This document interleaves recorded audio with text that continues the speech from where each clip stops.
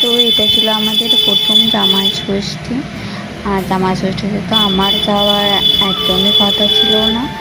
একটা আমার পার্সোনাল কারণের জন্য জামাই যেত।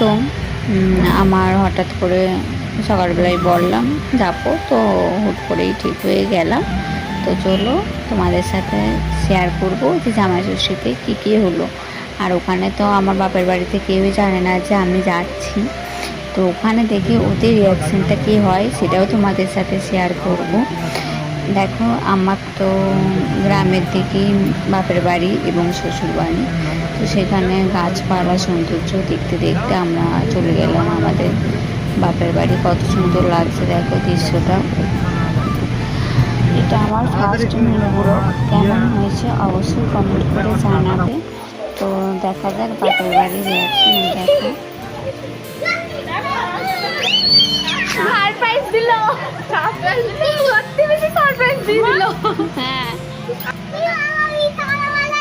তো এতক্ষণ তো তোমরা শুনলি ওদের কথাবার্তা। একজন বলছে যে মিথ্যা কথা বলেছিলি, আসবি না বলেছিলি, আর একজন বলছে যে সারপ্রাইজ দিলি। তো এরপরও অনেক ইন্টারেস্টিং ঘটনা ঘটেছিল যেগুলো তোমাদের সাথে শেয়ার করব। তো পার্ট 2 এর জন্য সাবস্ক্রাইব করে রাখো চ্যানেলটা।